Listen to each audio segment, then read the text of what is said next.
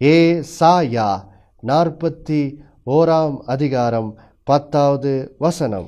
நீ பயப்படாதே, நான் உன்னுடனே இருக்கிறேன். திகையாதே, நான் உன் தேவன்.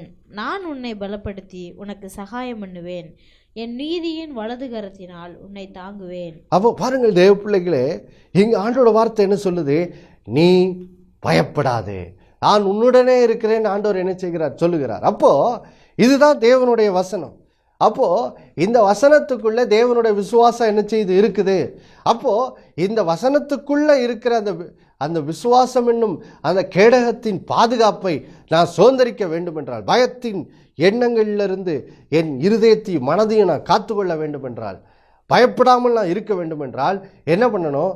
பயத்தின் எண்ணங்கள், அந்த சோதனை எண்ணங்கள் எனக்கு விரோதமாக வரும்போது நான் என்ன பண்ண வேண்டும்? எந்த வசனத்தின் மேல் விசுவாசம் வைத்து என் வாயினால் என்ன செய்யணும்? பேசணும். என்ன சொல்லணும்? நீ பயப்படாதே, நான் உன்னுடனே இருக்கிறேன் என்று கர்த்தர் சொல்லியிருக்கிறார். அதனால நான் பயப்பட மாட்டேன். நான் கர்த்தர் என்னுடனே என்ன செய்கிறார்? இருக்கிறார்.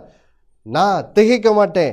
ஏனென்றால் கர்த்தரின் தேவன், அவர் என்னோடு இருக்கிறார் என்று சொல்லி இப்படி நீங்க வசனத்தை பேசும்போது பாருங்க, இப்போ விசுவாசம் என்னும் கேடகத்தை என்ன செய்றீங்க? தூக்கி பிடிக்கிறீங்க. பிடிக்கும்போது இந்த தேவனோட வசனத்துக்குள்ள இருக்கிற அந்த விசுவாசத்தின் அந்த கேடகத்தின் பாதுகாப்பு உங்களுடையதா என்ன செய்து விடுகிறது? மாறிவிடுகிறது. நீங்கள்